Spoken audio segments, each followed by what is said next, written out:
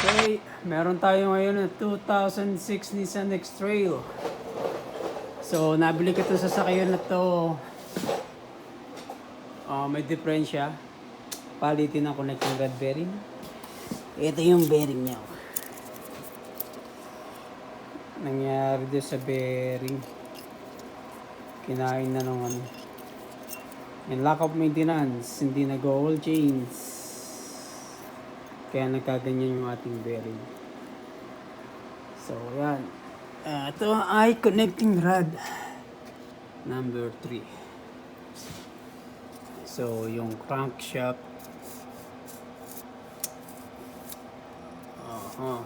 Medyo malalim, so kailangan natin lihahin to.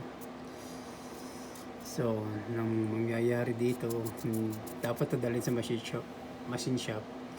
So, yun yung tamang proseso para gawin to. Pero, lumang sasakyan na to at pambenta rin naman. Gawin na lang natin liyahin na lang natin ng maayos. Tatagal din naman to kahit pa paano na hindi ka gagastos ng ganong kalaki. So, tinanggal ko yung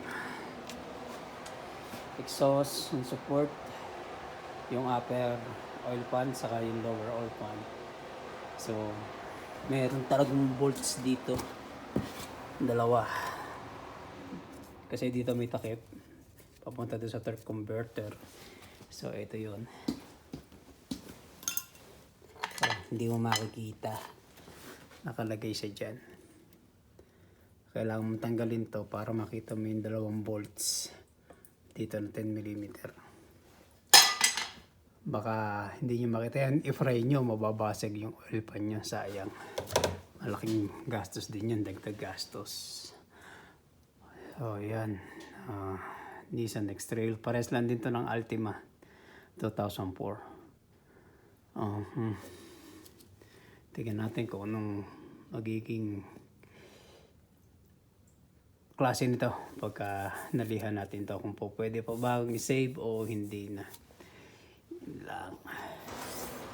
So ngayon, nagsasand na ako.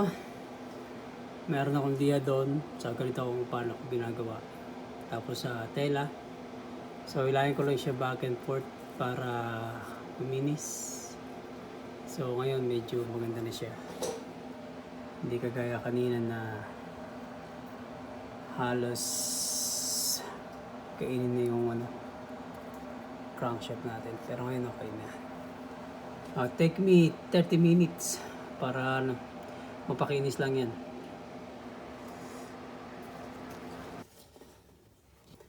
Ayan na siya ngayon. Makinis na. Pwede na. Hindi naman siya ganun kalalim na.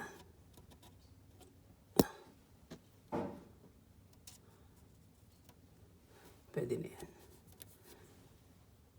So, ito yung bearing. Standard pa rin yung kinuha ko. Only cost $35. Isang set na siya, para sa 4 na connecting rod. So, nilagay ko na yung rod. So, tinark ko to. Kailangan mo dito 10mm 12 point. Torque mo siya ng 29 foot-pounds. Tingnan natin kung kasing lakas pa dati yung play. Yan, halos tama lang yung play niya. Hindi siya ganun kalaki. Tingnan natin itong kabila.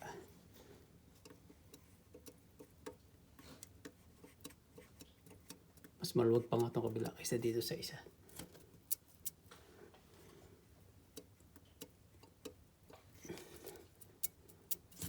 Okay. Okay, first start. Pinagtan natin yung connecting rod. So, ito na yung tunog niya. Normal na uli. Connecting rod bearing yung pinagtan natin. Hindi pala connecting rod. Normal na uli. Okay, thank you.